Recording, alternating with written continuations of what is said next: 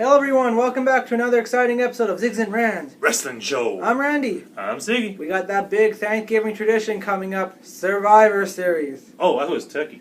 Turkey's good too. Okay, cool. Yeah, right, yeah. So, Survivor Series coming up. First time in Canada in 19 years since 97 that Infinite Montreal Screwjob were, I know a lot of Canadian fans were not happy.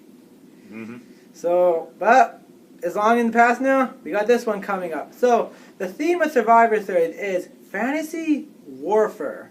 You got Raw versus SmackDown, some good matches, but some not good thought about. So, Brian Kendrick versus Kalisto for the Cruiserweight Championship in the whole Cruiserweight division. So the whole Cruiserweight division going to SmackDown? Hopefully. I mean, they would probably get more exposure there, I think, but... I don't know. Raw 3 hours, SmackDown 2 hours? Unless it goes to 3 hours. But we've been talking about it, and we feel like, yeah, it's great that they're doing this, but they haven't put enough emphasis. No. Like, this is not just the title. This is... a division! Yeah, you got, let's count, like about 6, 7 guys, at least right now. And more in NXT probably more from NXT, up. more from, the independents that they're going to sign. Oh, exactly. And you're just saying, okay, yeah, you know what, there's a match, here you go.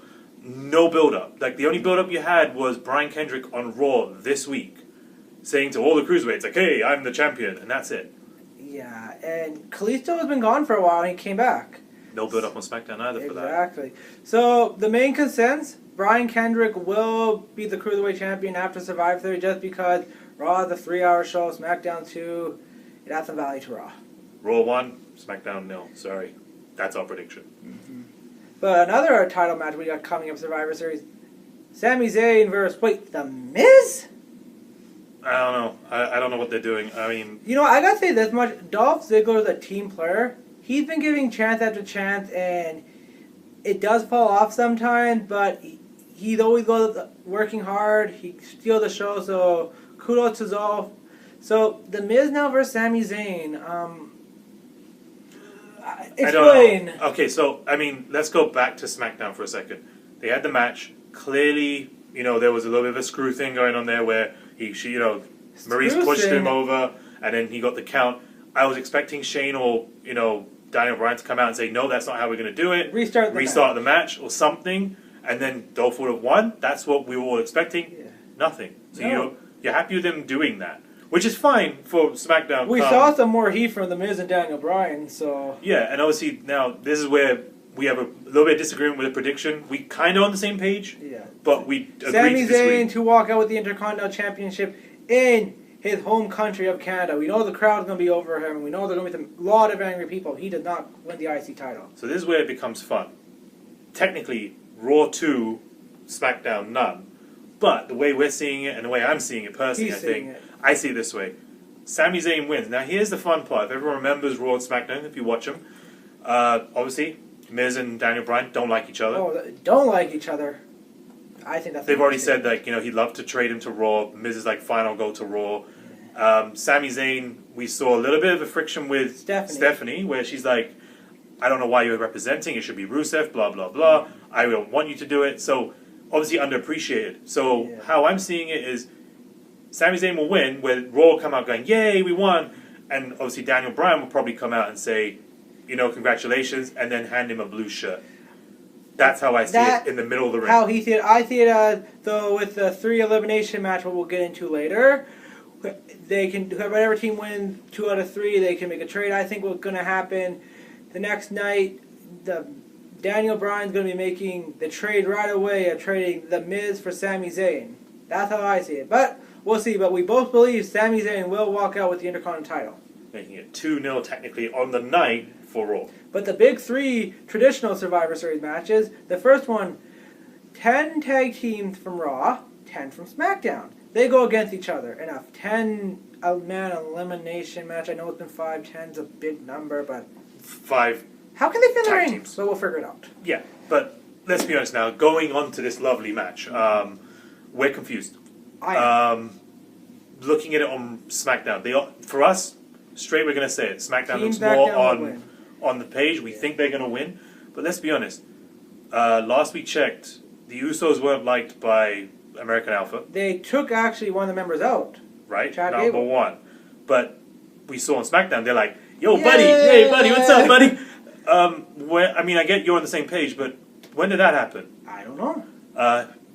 Rhino and Slater obviously had matches with him. Don't like him, but they're the same. Like, hey, buddy. Hey. What's going on here? That's the Raw. That's the SmackDown side. Now going to Raw. Friction all over the place. You got Gallows and Anderson who only cares about them, and clearly state that they will screw anyone over if they can. I mean, the Shining Stars. Don't know where you came from. I mean, I don't even know. We obviously both agree that it's a shame you guys don't get the push you should get, considering where you're from and what you represent. But and then Gold and Truth, two really good veterans, but sometimes they're here, sometimes they're not. Like, it's just like they come all of a sudden from the dark. Yeah, and then moving back to SmackDown, we had one other thing to say about that. Breezango? What? Where are the Von Villains? Weren't they NXT champions? Where's the Ascension? Where's any of these guys? I don't know. You just put these two guys together, and I mean they're a comical thing, but let's be honest. They're probably going to be the first elimination, or Golden Truth, but depending between or Shining Star. But we believe Breezango. But Team SmackDown will win this one. Now, the other one 2-1 is we got a 5-on-5 Divas elimination match. So, we got some good names in this match. Good build-up, too. Exactly. Actually, the best build-up out of all the three matches so far. I can agree to that, because we saw on Talking Smack, after SmackDown, that you had your feuds, you had your bickering, but they came together as a team. They said, for the good of SmackDown, we're going to do this. In the nicest way, they explained it. There was explanation, like, hey, Carmella doesn't like Nikki, keeps attacking her. Yeah. But for the good of the blue brand, we're going to put that aside for a bit. We've had our little fight. We'll continue it after. Let's be on the same team now. Exactly. And Alexa, getting bad judgment called by the ref, wants a rematch, and she's just going to put that on the side and get her match after. And she's also being granted it, so that's good. So it shows like where the unity is and the explanation of the frictions between each other. So it's kind of like, okay, we're together. Exactly. And then Team Raw, Sasha Banks and Charlotte had a great Hell in a Cell match, and now they're trying to get along with each other. And we understand it's for the best of the brand, but where's the explanation? Like, there's no explanation. There's no aftermatch. They were in a crazy Hell in a Cell match, and now they're supposed to be friends. Like, okay, here's an easy one. Let's put it this way. SmackDown. Let's get your tensions out. Nikki Bella, Carmella have a match. Beat the crap out of each other. Get it out so we can concentrate on Survivor Series. Fair enough. Good idea. Exactly. We moved to Raw. What do they do? Hey, let's put you in a tag team match. Now let's put Alicia Fox, who's a silent veteran / leader, with Nia Jax, who last we checked put her through a war and like completely destroyed her. But let's put you two together because you need to get on. Yeah. And then let's put Charlotte and Sasha together, who are like this to each other. Yeah. But let's put you together so you get on. Why don't they just have matches and just get their tensions out so they can move on? Yeah. So for this one, as much as we like to see Team SmackDown win, Team Raw are going to win because of an X factor of Nia Jax. They haven't found an answer, so we're looking at it this way. We're saying, I believe, and this is where our disagreement is, I believe it's going to be a 3-5. I think it's going to be pretty much almost a clean sweep for SmackDown. I don't know if there's going to be 3 or 5 members left because of the dysfunction with Raw, but Nia Jax is the one that's going to probably be put on that pedestal to show that she's unstoppable. I don't like that. I want there to be more of a build-up with Nia. I know she can be very dominant, so I say it would be maybe 3-1, and then not 3-2 or 3-1, and then Nia just dominates everything at one point. But either way we see it, unfortunately, we want SmackDown to win this one. But we're not biased to Team Blue, but we... It's not because I'm wearing blue either. No, but it's just that you look at SmackDown compared to Raw. More unity, more better management, I guess. And I don't want to say it in a bad way to Mick or we like you, buddy. Steph, but I kind of agree a little bit. Like, it feels like they're more united together. Exactly. Maybe because it's a smaller group of people and they get on and stuff and they're like, we got to make this good. I get that. But we want to see SmackDown win, but we don't know what their answer is for Nia Jax. Exactly. So moving from there, and obviously that's the best one. To the big 5-on-5, where you got Team Raw versus Team SmackDown. So you got this one was a little bit of a weird build-up. Chris Jericho did save it this Monday by putting everyone on the list. Including mentioning that we had a lost child at ringside, which was absolutely golden. I laughed a lot. Loved it. Yeah. Now, we've put some matchups together. We're going to point at Team Blue for a second. We're going to say, as much as we like Shane being on there, you had the chance to put Taker on there. He is your Braun Strowman answer. Why did you not put him on? Shane McMahon, but hey, Shane McMahon, the fighter, he's willing to do whatever he can. Is he going to jump off the top of the roof to take out Braun Strowman? Maybe. We'll see. So we kind of put some, ideas together. How it works. So how it works is we saw on Monday Bray Wyatt and Braun Strowman. Bray Wyatt saying he betrayed him and he's going to take him out. Yep. So we think that potentially in the future, but we're thinking on Survivor Series sort of thing. We're thinking that or the Wyatt family will show up out of nowhere, or potentially, is the only way we can see Braun Strowman actually losing and then making SmackDown win is he gets counted out with Bray Wyatt. Possibly. There's your one match. Match 2 is you got Dean Ambrose and Roman Reigns. So these guys, they said they're brothers. Pound it. Yep. And they have respect for each other. But this is the first time they've been on actual opposite end. Now, they've been in some triple threat matches, fatal four-ways, etc. They had one match prior to this, which was for the WWE title once. Yes. But that was through a tournament. Exactly. So best man wins to win the title. Mm-hmm. So they haven't really had, but you can see that would be like we have our respect for our brands, like we're Team Patriots sort of thing, but we're fighting for our brands, but, that's it. So there's that match. Exactly. And then you got Randy Orton and Seth Rollins, both brought in by Triple H to be the future of the company, Orton with Evolution, Rollins with the Authority, and both guys getting screwed by Triple H. So you got that. We also just have to say, WrestleMania 31, there you go, that was one of the best matches of that. What about that RKO? Exactly. So there's unfinished business there, kind of. So there's that match. And then Shane McMahon and Chris Jericho, where Chris has really told that he does not like Shane. Shane's horrible, all that kind of stuff. Yeah, so there's that sort of build-up. It's not as much as we would like, but it's there. And obviously, last but not least, Owens versus Styles. Who is the better champion? Soccer Mom here or Chubby? I wouldn't call him Chubby, to be honest. He's a good wrestler, though, and I don't know. I can't move like he does. And regarding title name, though, we all do know the WWE World Heavyweight Champion, the Universal title, not a good name still. Regardless of what they say, let's look at it this way.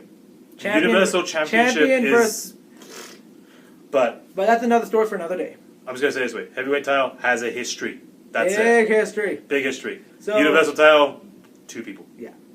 So it is believed that Team SmackDown will come with the win. The Team Raw, Braun Strowman will have to be the X Factor for this. And we believe a count-out is going to happen, and that's it. The Wyatts. Yeah. That's what I think will happen. And the big one with the fantasy word for Survivor Series, you got the Beast, Brock Lesnar versus Goldberg. So, a big match coming up this Sunday. Been built up for some time. Build up been good. One bad segment in Minnesota with Brock. So, but if you watch the promo between these two at WrestleMania 20 and 2004, you add Paul Heyman to it, it just elevated by times 10. It does. No, you're right. I mean, Paul Heyman is showing his worth every time he does this. Easily. I mean, don't get me wrong. We can talk all day about Paul Heyman and how good he is. Everyone knows that. The big shock here, though, is Goldberg. Hats off to you. You are absolutely amazing on the mic. You're coming out with everything that's right. And to be honest, for a guy that we know trains, but hasn't trained to be in the ring, hasn't trained to be big and built for 12 years, you look amazing, dude. Like, holy crap. You're 49 now? 50 close. Coming up to 50? Like, dude, you look amazing. Like, if anyone can do it, like, damn. Might be you. It's you. But our predictions are, we disagree on this. We do disagree. He is for the Beast, and I get that. I honestly think that Goldberg will win. Me, I say the Beast, and I say this the nicest way to Goldberg's son, as Brock Lesnar said, don't watch, kid. Your dad's going to get your ass kicked. But tune into the Survivor Series this Sunday. It's going to be good. We're happy, actually. We're happy for once. We're actually excited about it. It brings back the old Thanksgiving tradition of Survivor Series. Turkey and wrestling. And it brings back the traditional 5-on-5, because that's how Survivor Series started, as the traditional tag team matches. But Survivor Series look good. It's going to be good. Tune in this Sunday. Have a great night, everyone. I'm Randy Dillon. I'm Segie Chatwell. Have a good one. Subscribe.